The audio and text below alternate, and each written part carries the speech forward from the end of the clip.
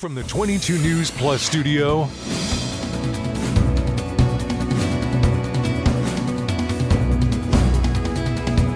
this is 22 News in Focus with Patrick Berry.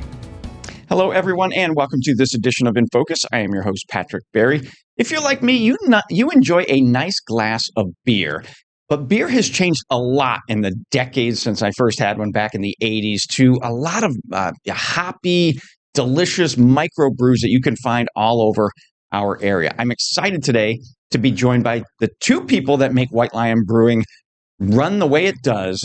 Ray Berry is on your left. He's the owner, and he started it back in 2014, right? He did, right? Yes. Yeah, absolutely. And Mike Yates on the other side is the chief brewer and works in operations. Gentlemen, thank you both for joining me. I appreciate you coming in. Thank you. Today, like you, I like beer, but I have no idea, as I mentioned to these guys, how it gets from the vat to my glass. So that's why Ray and Mike are here. Ray, I do want to start with you because why did you start this? And, when you did, were you looking for a business challenge? I always had, or at least I feel or felt that I had an entrepreneurial spirit. Okay. Didn't know where it would take me. I just remember the days, even as a young kid, wanting the paper route just to make a couple bucks, right? But craft beer was really exploding, right, 15 years ago. So much so, municipalities and towns were going out of their way to try to attract breweries to their economic development space. Okay. Coupled with that, I'm very much appreciative of the hands-on component of craft beer, and just different than domestic, the whole conversation. So when you looked at the city of Springfield, the third largest city in the Commonwealth, there was no craft beer conversation. Yet the surrounding towns and communities were having those conversations and onboarding breweries. So that's really how it started. Why not start the conversation? You start the conversation, and then we were very fortunate enough to start to take on a little bit of a life of its own. Okay. So, Mike, let's switch gears over to you for a little bit. How did you get into the business of beer brewing? Well, funny story. A little after college, I was looking for a job one winter and went to a small brew pub up in Vermont. And they needed somebody to help out cleaning and help out in the bottling room a couple days a week. You're the new guy, so get in the tank and clean it. And so it seemed like a good idea at the time. And before you know it, one of the brewers quit and the owner taught me how to brew. And that was 20-something years ago. So very good. So you guys came together. Now, Ray, you started White Lion, and when did you meet Mike? So I had the idea. Okay. And at that time, I was going through this leadership program in the Commonwealth, Western Mass. And there was a gentleman that was part of my cohort, Tony Maroulis, who was at that time the Chamber of Commerce Executive Director in Amherst. Okay. And I had shared the idea with him. I'm not a home brewer, never brewed in my life, but I had shared the idea. And he said, listen, when you get to a point where you think you really want to develop the business model, I have a brewer or two that you should reach out to and have a conversation with. I got to that point. And the first person he said I should reach out to was Mike. Met Mike at a downtown establishment, had a number of conversations, and he was like, let's go for it. And that's really how it started. So, Mike, through your background and initially starting in Vermont, did you create recipes that you talked to Ray about? Or Ray, did you have an idea of what you wanted to brew and pitched it to Mike? How did the first beer come about? It was a group effort. Okay. Ray had an idea of what he wanted to do, and at that point in my career, I had some recipes that I was willing to work with. So when we launched 10 years ago, 11 years ago, wow. We started with 4 beers, and we were using a third-party contract. So you contract brewed, okay, and that's how we launched. So you launched with 4 beers, you mentioned back in 2014. Yes. 2014, 2015. And now, how many do you have? Over 30 in a portfolio. Yeah. Really? Yeah. We have a huge portfolio of rotating, but there's probably 15 or 20 that are on a regular consistent annual basis. Right. And are those brews, are they on a consistent basis because of customer demand? Like those are your top selling ones, you keep them there? Or do you rotate things in and out? We have a handful that are consumer driven that we kind of keep a core, we call it the core or 4 or 5 beers, Okay. and then we kind of rotate in seasonal varieties. Right. So whatever. summertime you might have something a little lighter, wintertime a little darker, heavier. Exactly. Yeah. So It's fascinating how you do what you do. We will get into it in a couple of minutes about the supply, the hops, the wheat, everything that you do to bring it all together.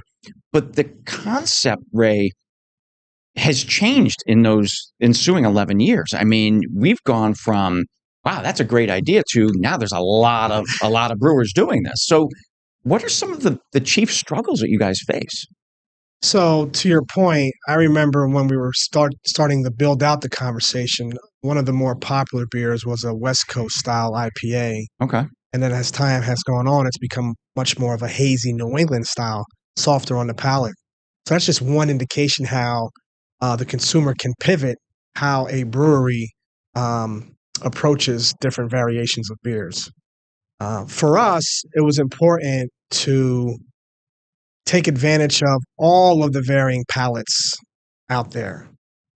Some breweries are just IPA driven or majority IPA driven, but it was important for us to be robust and diverse in those conversations. So Mike's experience allowed us to, at least in the very beginning, take advantage of his experience and the customer requirement and request around having a diverse portfolio, whether it's out of the bottle or can in the contract brewing model, or within the taproom environment that we can serve directly to the consumer.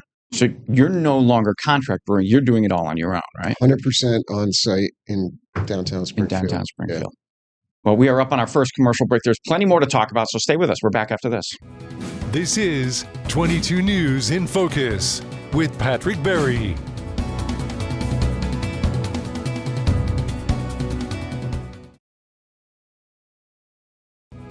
This is 22 News in Focus with Patrick Berry.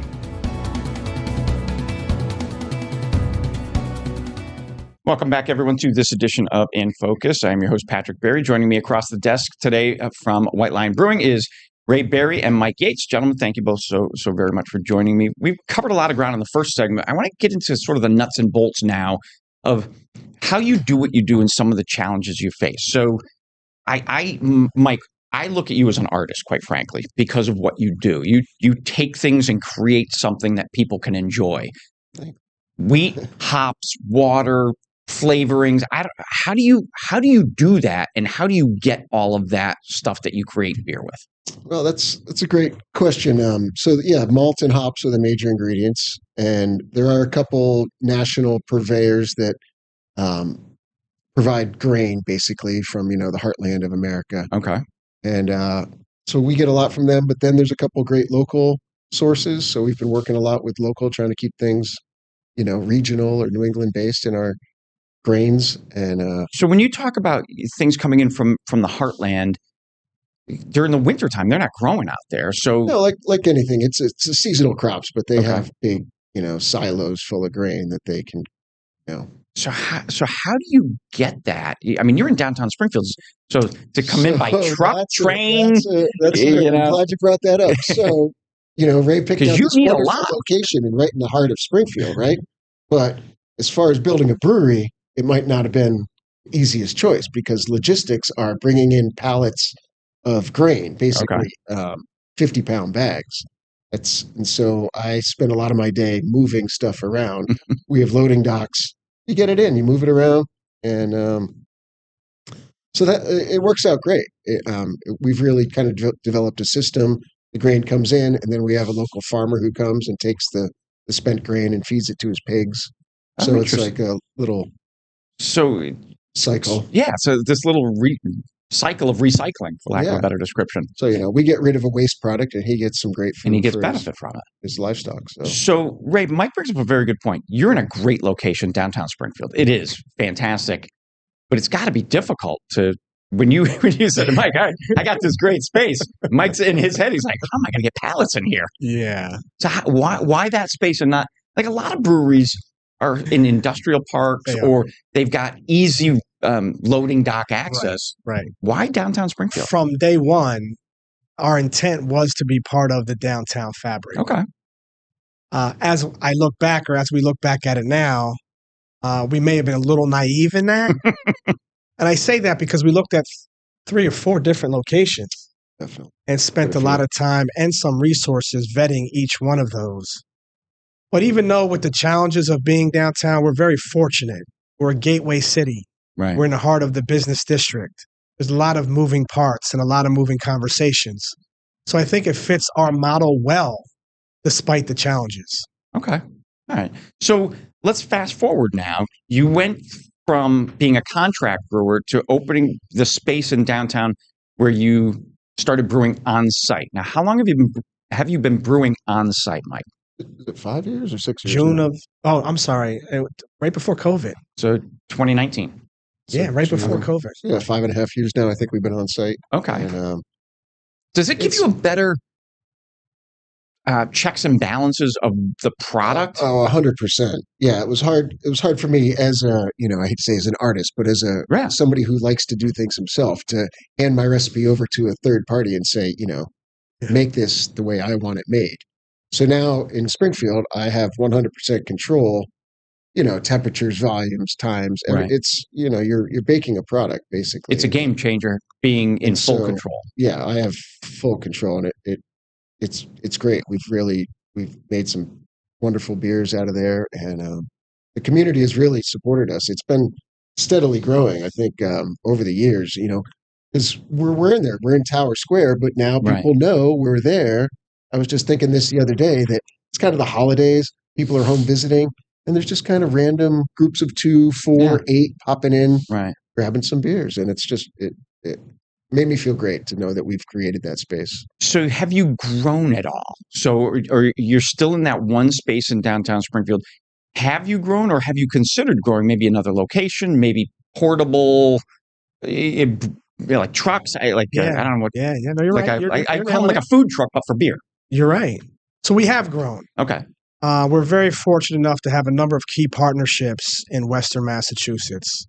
Obviously, the city of Springfield is the heart of everything, but we have great relationships in the city of Holyoke. We do a beer garden there annually with their stakeholders all through the summer, and we take one of our mobile beer units on the road. So you do have one. Okay, good. We have 2.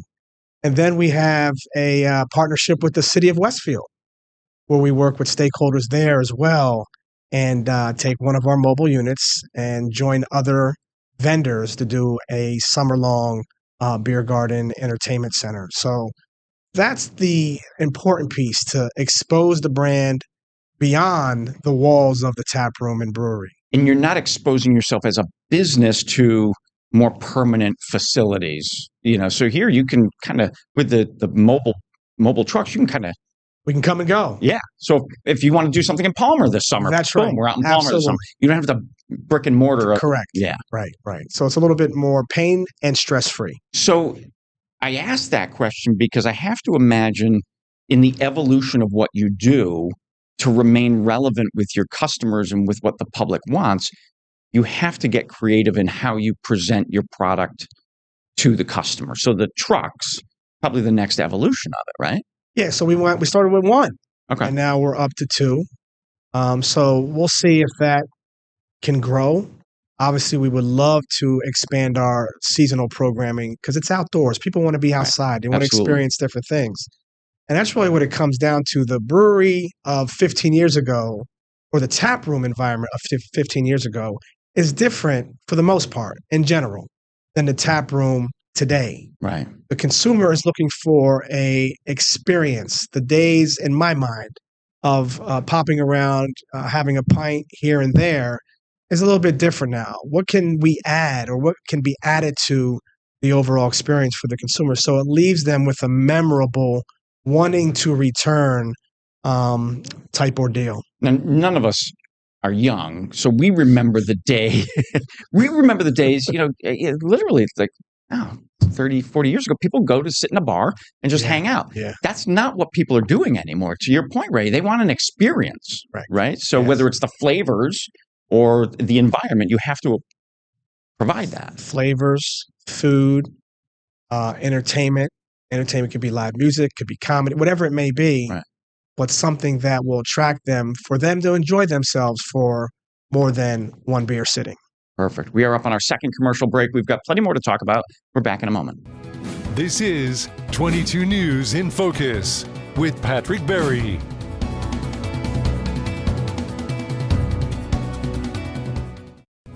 This is 22 News in Focus with Patrick Berry. Welcome back, everyone, to this edition of InFocus. I am your host, Patrick Berry. We are here in the 22 News Plus studios, and today I am joined by Ray Berry and Mike Yates from White Lion Brewing in downtown Springfield. Gentlemen, thank you again for joining me. Looking at the business of craft brewery, it's changed a lot since you guys, Ray, you got into it in 2014. Mike, you've been into it for a couple of decades now. It's changed a lot in that time. There's drinking habits have changed. Younger generations don't drink like our generation and older generations. Flavors or palates have changed. So how are you constantly looking at your business model and the products you produce to accommodate for the changes in the industry? You, as a business, you always have to prepare to pivot. Okay. And if you don't pivot and you stay in a one lane operation, it could hurt you long term. So we have to follow the trends of the consumer. To your point, Patrick, the consumer 10 years ago didn't have as many options that they have today. Right. Even regardless of the consumption being lower than what it is, the pie is bigger.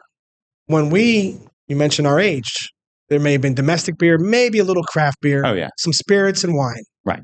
Now back then, Sam Adams was considered a craft beer. Now you have craft, you have domestic, you have wine, you have spirits, you have RTDs, which mix the concoction. Right. You have cannabis, and then you have a large growing portfolio of seltzer, hard seltzers, and even now your mocktails. Right. So the 21 plus person today has many more options. The pie is bigger. The economic spending may be the same, which means they have to cut costs somewhere. Right, exactly. So Mike, how do you, with the changing palates, how do you know what's hot, and how do you accommodate for that? Like, how quickly can you turn something around so it's in a glass in front of someone? We can turn around pretty quick and do kind of something new and exciting. But echoing what Ray said, we've kind of evolved over the years where we started with just beer, and then like people don't want just beer, so then we started making some seltzers, and then we started making some fruited beers, fruited sour ales, and those have been a big hit. Our blueberry marshmallow is probably one of our best selling beers. But now at the pub, like Ray said, we've got non-alcoholic offerings. We just added full alcohol, so we have a full bar now. So it's that's a demand. People want choices. They want diversity, and so we try to provide everything that you could desire. So in looking at your industry, there's a statistic out there, I think from on this mass.gov, about there's roughly on average 7 to 8 craft brewers close every year. Is that because they're just, to your point, they're just not keeping up with what the customer wants? Or, that seems like the common denominator is if you're not keeping up with what people want, you're going away.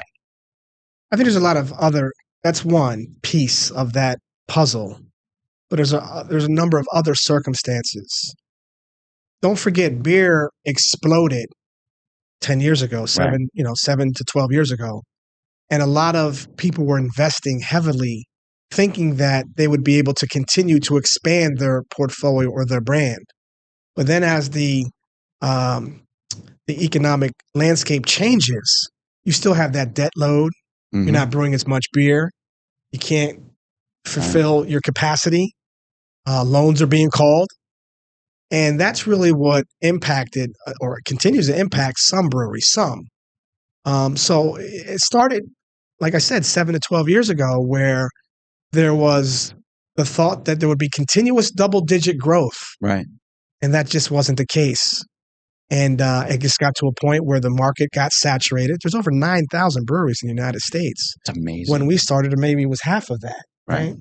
So times have changed, and you have to be able to change with the times. If not, then there's some repercussions to that.